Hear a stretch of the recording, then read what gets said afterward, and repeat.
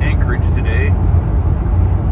My union that I retired from is holding a Super Bowl party today, so I'm going to head up to that. As you can see, the roads are complete garbage. It got above freezing yesterday for the first time in, well, for quite a while actually. Yeah, and whenever it does that, of course it drops below freezing the next day and it turns into just a big icy mess. So I've got about 150 miles, I think, to get to Anchorage, which no big deal. The roads will be slippery, but I've got studded tires and they're good winter tires. This is a Syncro, so it gets around really good. So I'm not too worried about the road conditions. I used to drive this road a couple times a week, every week, so. But this is Sterling, Alaska. There's a lot of camping and fishing here during the summers. During the winter, it's pretty quiet. Not a whole lot to do here. So I figured I'd show you before we get out on the highway. It's a Department of Corrections van right there. But it's going to be a beautiful morning. The sun should peak up at some point. It's currently 18 degrees Fahrenheit, so it's not super cold. It was kind of, well, I'm wearing shorts, so it's obviously way warmer than it was when it was 20 below zero. It was pretty chilly.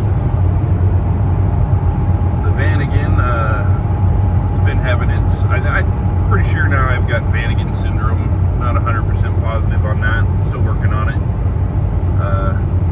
Been running like an absolute garbage truck the last 2 weeks. So I haven't really been driving it a whole lot, just because I keep having to shut the key off and turn the key back on 50 times just to keep it running. Yesterday unplugged the O2 sensor and it's running like a scalded chicken again, so obviously I've done all the reading. I went back through all the records on this van. It had a brand new AFN put in 2023. Literally, this problem's been existing since the furthest I can see back in the record, since about 2017, and they've been chasing it. It's been to at least a half dozen shops. It seemed to run okay for a while when I first got it. You know, it had some issues coming up the Alcan, but that's a hell of a trip. And it ran great for a little bit when after the first month I was up here. The last 3 months, it's just been kind of hit and miss. I changed the O2 sensor 3 weeks ago, and it ran great for about 5 days, and then it started the whole cutting power and doing its thing. I've checked all the grounds, I've checked all the wiring. As soon as I unplugged the O2 sensor yesterday, the thing came back to life, you know, with as much as a 2.1 has. But at least I could do 65 on the highway today. Hasn't hiccuped or anything. So it's something I'm going to have to work on for sure.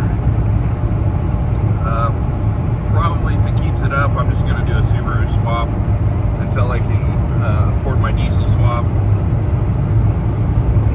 Anyhow, this is rolling out of Sterling, out onto what we call the flats. The speed limit jumps up to 65 here, so rolling along. I'll take a little video here in a little bit. I saw one moose right when I first came out of Soldotna. I haven't been seeing too many moose lately. We just haven't had a lot of snow down here, so there's no reason for them to push out of the woods towards the roads yet. But if I see any, I'll try to get them on film. Alright, still out here on the flats. The tip of that mountain right there, that's where Skyline Trail is.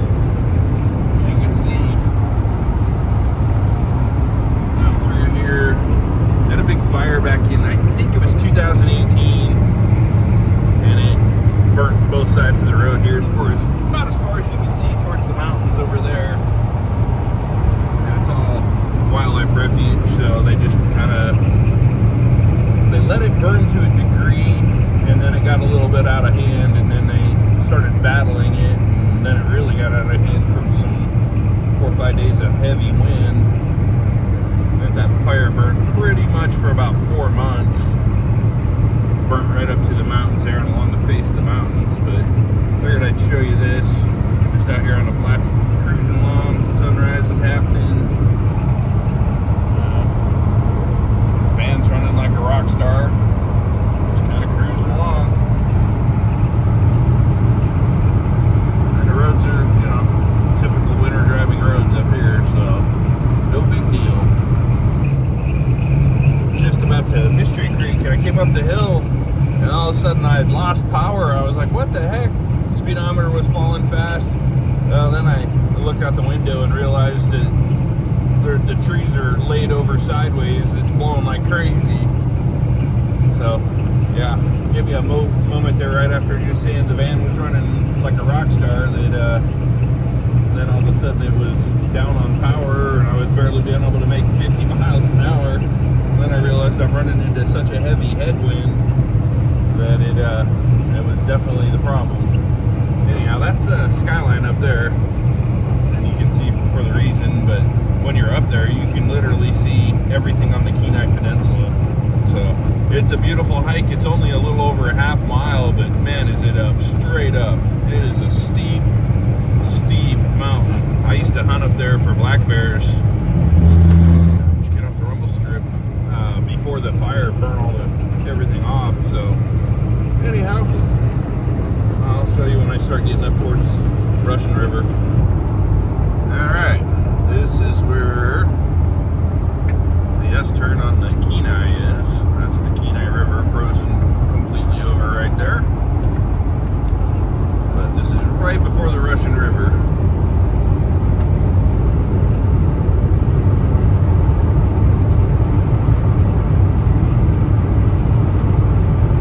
Looks like they had the sand truck out sanded. That's kind of rare, but nice. And here's where the Russian River Ferry is. Sorry if that's bumpy, it's kind of bumpy through here. And if you look straight through the trees, that is where the Russian River dumps into the Kenai River, right there. Anyhow, coming up to Cooper Landing, roads are still good. Everything's so far is good. I haven't seen any moose, unfortunately. Wow, that was a good frost heave. Can't wait to get my Fox shocks on. This thing will ride a lot better, I'm sure. Anyhow, I'll film when I get to Cooper Landing, or right before Cooper Landing when I get to the river. This is one of my favorite stretches on the entire Kenai River. Dang, that was a good hole. Watching that one. Anyhow, this is one of my favorite stretches on the Kenai River, right through here, that little chute. Of course, there's a big snow berm, can't see it. The Kenai Princess Lodge is right up there on the hillside. Then you got the river. Coming into Cooper Landing. It'd be nice if they did some road work on this during the summer. These holes are getting even bigger during the winter.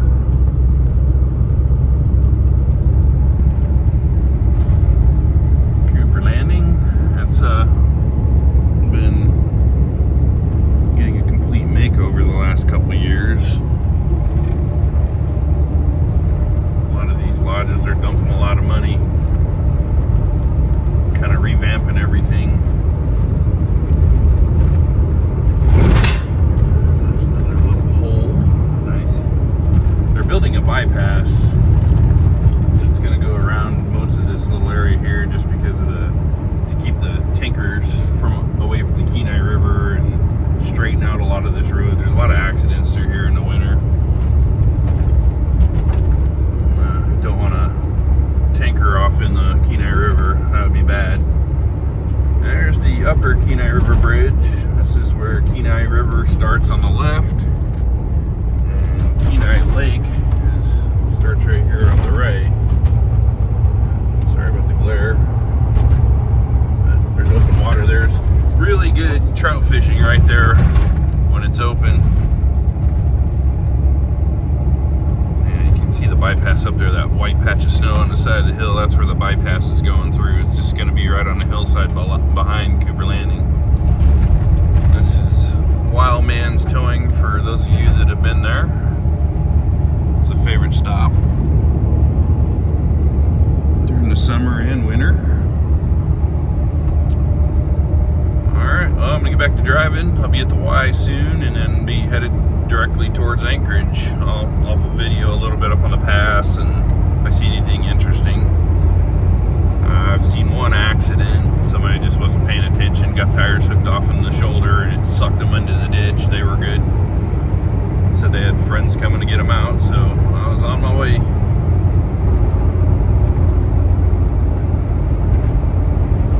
See through the trees, you can see Kenai Lake stretching out there. Kenai Lake's a long lake with a big bend in the middle of it. It goes towards Seward.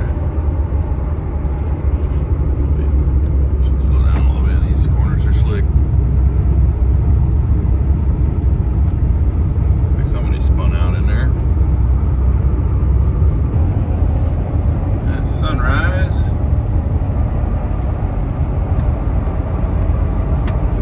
That's a new brewery right there. I need to stop there and have a beer sometime and try it out. Anyhow, I am 98 miles from Anchorage and 43 from Seward, and about 5.5 miles to the Y.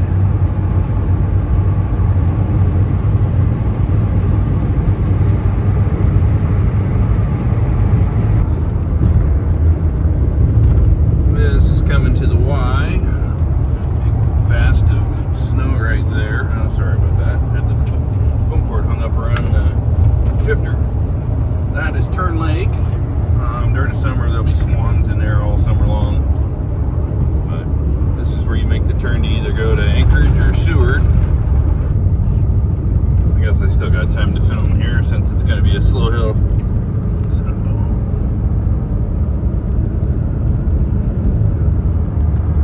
see if I can get into fourth gear here. Yep.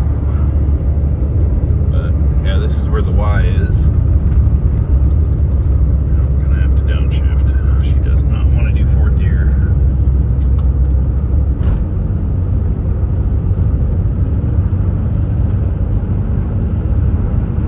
I got quite a bit of snow out this direction compared to Soldotna.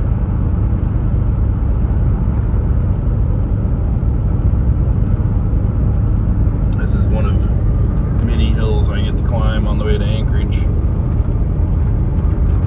At least most of them I can get a run at, so I can usually maintain a decent speed. This one, no, not a chance. You start at the bottom of it. I know, I'm clipping along at almost 40. As I get to the top here.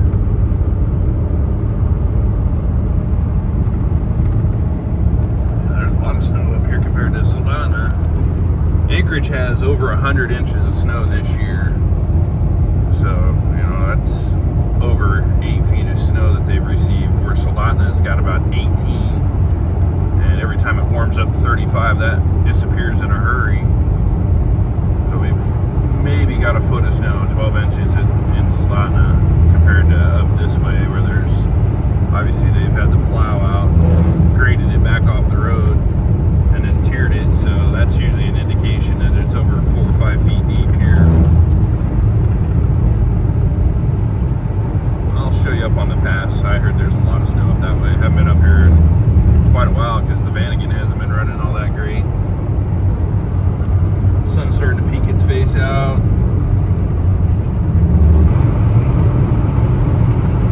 This is coming up to Summit Lake. It definitely snowed. They haven't been out to plow yet because of course it's weekend, and they only plow in nowadays when it gets to be several feet of snow on the road, so stuck with what it is. But this is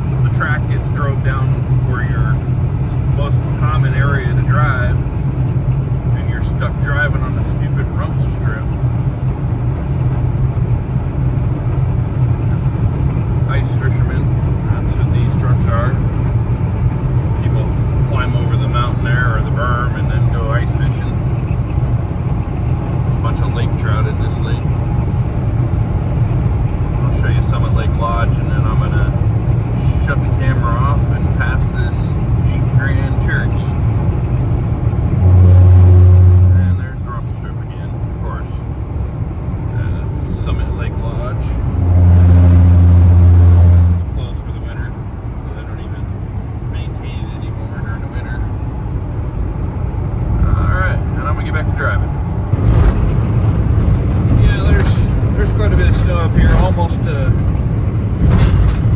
Vertigan Pass. I figured I'd show you. Gosh, I got a barbecue grill in the back. I'm gonna barbecue steak tonight on the camp out. But yeah, there's a solid 6 feet of snow or more right here, and I'm sure it's even deeper around the corner. You know, the road signs are just about to the snow, so anyhow, I'll shoot going through Turnigan Pass, and then when we drop down on Turnigan Arm. This is the top of Turnigan Pass. On the left-hand side here is open to snow machining or snowmobiling, depending on what part of the world you're in, but we call it snow machining here in Alaska. And the right-hand side over here is non-motorized, so skiers, hikers, snowshoers. There's a lot of snow caving goes on back here, but it's a Turnigan Arm recreation area. There's quite a bit of snow up here. Not as much as I was expecting. I was still expecting a little bit more, but there's still 7 feet of snow at least. There's usually quite a few people up here. I saw a few snow machine trailers back there. I guess the telltale will be right here on the right, if there's anybody parked there. There's a few people out snow skiing. But this is the top of Turnigan Pass. Should be a bunch of trailers over here to the left. Yep, a bunch of snow machiners out. Gosh, can't even see them. They're over the other side of the berm. There's a few. But the rest of them are behind that 8-9 foot high berm. You see the roadsides are right to the bottoms, and they're pretty high during the summer. But yeah, you can see all the tracks out there in the snow. You can snow machine up over the top of that mountain right there and drop back into some really beautiful powdery bowls. That's where most people ride. Alright, I'm going to head down Turnigan Pass, and I'll get you when we get to the bottom. During the summer, this is 4 lanes wide, and it's extra wide. Now it's not as narrow as it was just back around the corner there. They've opened it up quite a bit through here, but they have to snow blow the snow off the roads here, otherwise it gets down to where it's real narrow 2 lanes. But they've done a pretty good job this year keeping it wider. Last year it was just barely 2 lanes wide. We actually had more snow last year, I think, at least on my side of the peninsula we did. This is Portage. Take a right here. That's how you get to Whittier, where the Whittier Tunnel is. They've done a lot of road construction through here the last couple of years. They're building new bridges out through here, which has been exceptionally nice because they're nice and wide and no longer bumpy. This is the Wildlife Center. I was kind of hoping to see some buffalo. There's a lot of bison in there usually. There's some elk way back there. They moved the buffalo to a different pen. They're usually right here along the road. But, oh, there's some way in the back. They've got bear and caribou and all kinds of neat animals in there. This is the Portage Valley.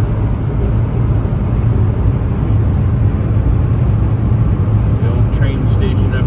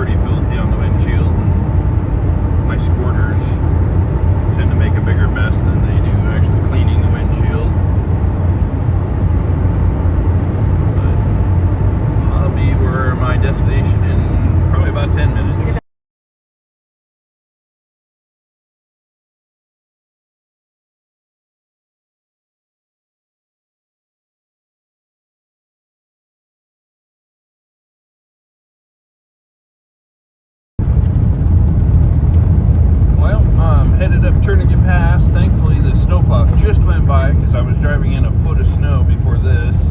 Still can't see anything, but yeah, that's winter driving in Alaska for you. If I turn my light bar on right now, I'd pretty much not be able to see the end of my windshield. But like I said, thankfully the snowplow just went by in the other direction, so we got a lane to kind of drive in. Oh, there's a bunch of snow. Yep, typical, heading up the pass. Hopefully this shows up on the film. There's another big pile of snow. Doing pretty good. This is a pretty steep pass, and I'm still doing 50, so life is good. Anyhow, I'll film more later. I got asked if the 52-inch light bar off Amazon that's $100 is any good. I'd say yeah. Especially in the dark winter of Alaska. It illuminates well. Not bad for $100. I could replace one every year if it needed to, but they seem to be really high quality. Really easy to hook up and well worth the $100. So that's on, that's off. On, yeah, I'll stay with on. Anyhow, figured I'd show you. Yep, it's snowing. But I'm pulling back into Soldotna, so this is gonna pretty much conclude this adventure.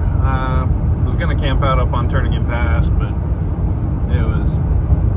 there was snow machines everywhere and it was just crowded, so I'll go camp out at the beach or somewhere where it's a little more convenient and quiet, and I can throw out the old barbecue grill and cook some steaks and not bug anybody, and nobody's gonna bug me. But thanks for coming along. Take care, everybody.